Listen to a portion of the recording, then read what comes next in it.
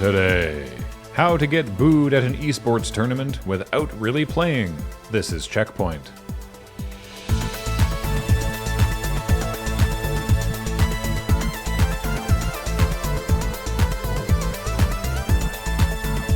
Welcome to CheckPoint. Today it's quiet at the Moonbase because everyone's at PAX. Well, except me and Paul and obviously you, Graham. Right, and Matt and James and Ben and Ben. Is it just quiet because Beige isn't here? Oh, don't worry. If you listen carefully, you can still hear him talk about Sonic's 30th anniversary. None of you are without sin.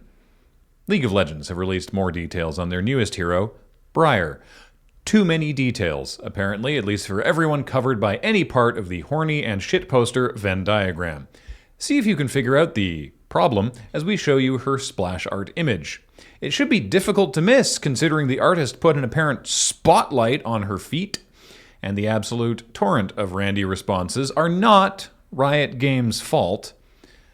But surely nobody at the company looked at this art and thought, yeah, that's good, no one's going to have any weird reactions to this. Anyway, the only reason I actually bring this up is because someone altered the image to put Briar in boots and then circulated that image claiming that Riot Games had censored the feet, resulting in a Twitter context addendum, remember the feature they implemented to combat COVID misinformation, to assure everyone that no, Briar's dogs are fully unhindered. Can y'all please just log off?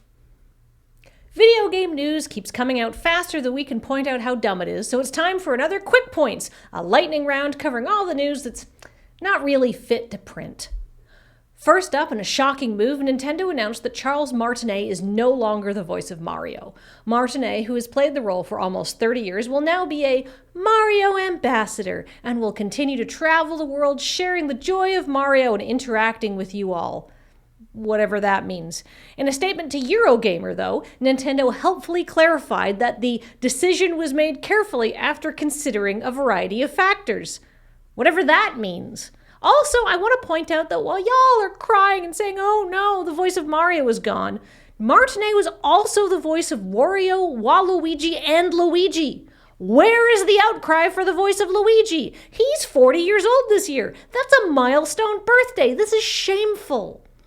It was also GamesCom last week, and that means we missed all the exciting things that happened. Now, it was mostly just announcing future announcements, but there was one actual piece of news to come out of the event.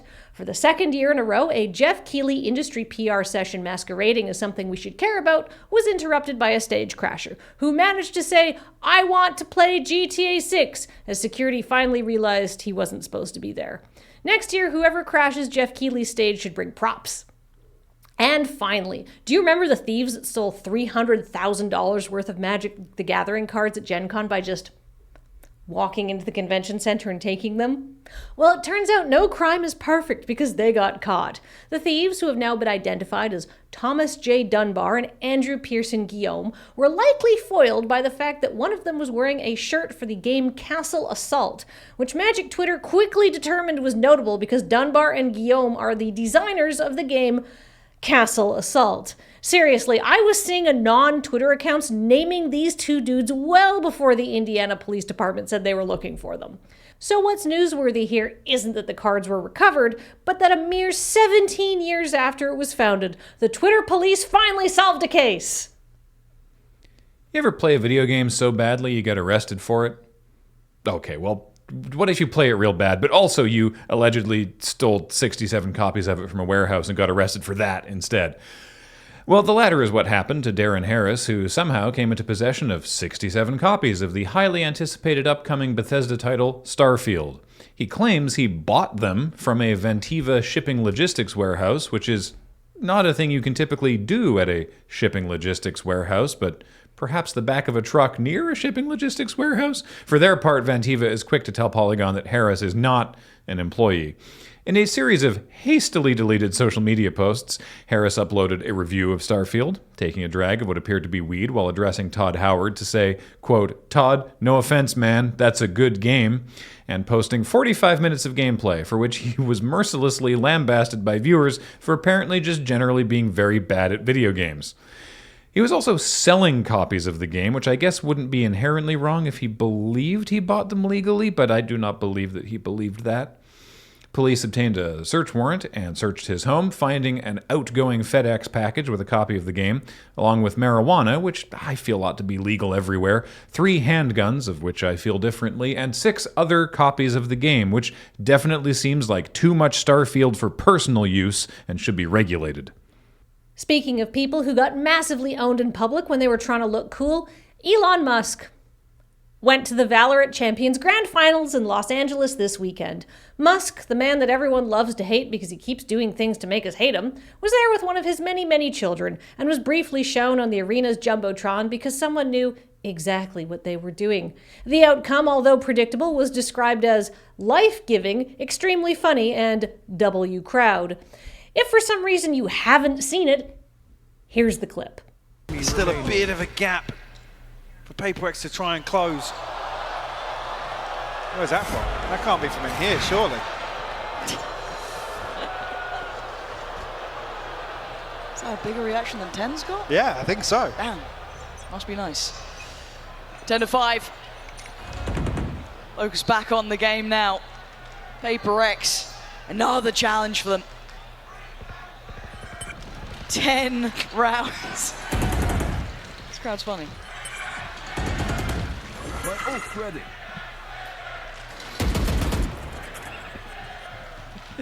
I have this fight. I can't quite tell what they're saying, but No, I can't hear it through my headphones. No, thank. If I had to pick a favorite part, it would be a toss-up between how quickly the crowd really locked into that chant and this frame. Good job to everyone involved. Nice to see that even in 2023, there are things everyone can agree on. Hey, I felt bad about you saying that your stories weren't fit to print, so I went to Beach's office and printed them out. I think you're great. Don't be so hard on yourself. Oh, thank you. Although I mostly just said that as kind of like a jokey lead into quick points. And technically none of CheckPoint is fit to print because we set up in a Google Doc, so there's nothing we need to worry about with registration or padding. I take it back. Maybe you should be a little harder on yourself.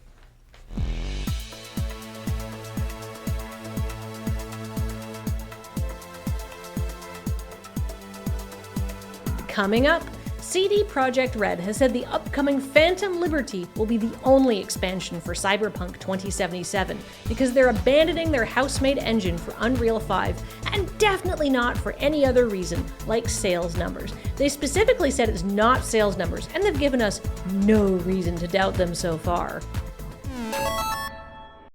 While those game designers stealing $300,000 worth of Magic cards is a crime, I think the most heinous crime they're guilty of is using the Bleeding Cowboys font for the title of their game. Which of which Mansions of Madness by Fantasy Flight is also guilty, by the way. It's a sin. Yeah. That's great that they should go to jail for that Yeah. and not the theft. I don't know. So maybe they can plead down. Just be like, look, we'll cop to the stealing all the Magic cards if we can plead not guilty to using Bleeding Cowboys. I don't know. I felt like I mean they definitely stole $300,000 worth of stuff from somebody, right? Like it's not just like True. You know, I mean, yeah, like a distributor paid to have that shipped there, right? So that's a big chunk. So, however, hats off to them for the absolute audacity of that heist. Yeah. Although, like, don't wear shirts that identify you and, like, maybe cover your face. Audacity and critical thinking don't necessarily go together. You know, usually they're not even friends. I don't know her. They don't hang out. They don't eat lunch at the same tables. No, they also, do not. speaking of things that, like, okay, so Elon Musk, you know, people are like, oh, he's just there with his kid. Like, if the small child pictured behind, I don't know what all of Elon Musk's children look like, and honestly, it's frankly none of my business to find out. They are minors. However, if the small child in that video is the kid he was there with, that kid is like, what, 3 to 4? I have no idea. I'm qualified to weigh in. I've had a child. Like, I still have a child. Like, nothing bad has happened, but I've had a kid that age. Yeah. Kids that age don't give a crap about Valorant. They might care about Paw Patrol. But, like, if you take a kid that age to the Valorant finals, I think you're going because you want to be seen doing something cool, not because your kid is super into Valorant. It's possible that he is into Valorant. It is very possible that Elon Musk is just into Valorant. And that's totally fine. But don't be like, I was there with my kid, right? Oh, and also they're adding longer endings to Baldur's Gate because apparently their endings weren't long enough. Oh, I still haven't played Baldur's Gate 3, and I really should. I've just been way too busy. Yes, so have I. Here's the quote from the article that Paul pulled out. Because we were afraid the ending cinematics were becoming too long and would detract from the epicness of the experience. Clearly not everyone agrees with us, so we're going to do something about it. That can't be the reason. They can't have been like, oh, this ending is so long, it's really making it feel less epic? I mean, I suppose if your ending is also like a big sort of denouement moment with people talking and stuff like that, maybe it's not as epic as like going out on a big Maybe explosion. that's a bad choice of words, right? Because it's like, of all of the criticism of the many, many endings of Return of the King, I've never been like, that extra 20 minutes of wind down really made this movie feel less epic. Yeah, I feel like people love a good denouement. Yeah. They love to find out what people got to do. They love to get a few more nuggy wuggies on the characters, and I feel like that's the wrong thing to cut. Yeah. I want like Fallout 2 style endings where it's like every side quest you get like and then they went on and did this for like every successful side quest that you finished. Oh, yeah, that's rad. They've only been like medium okay at that in the Bethesda era of Fallout. They've done like some of the more major ones, but like Fallout 2 was like, remember that guy? I'm like, no, I don't remember that guy. Oh, you helped him in like your 4th hour in the game. Anyway, he's on a farm now. Like, I don't know. You could do that when there was no voice acting. Speaking of Fallout and Gamescom, this is like basically I looked at the Gamescom news, and a vast majority of it was announcing announcements, such as there's one Sega and Atlas have something coming up that they've announced for next month, and I'm like, okay, well, get back to me in a month. I'm not reporting on you saying that you have an announcement next month. One of the other things that they did was they showed a teaser for the upcoming Amazon Prime Fallout series. Yeah. And it was like a minute long, and it was basically almost completely contextless.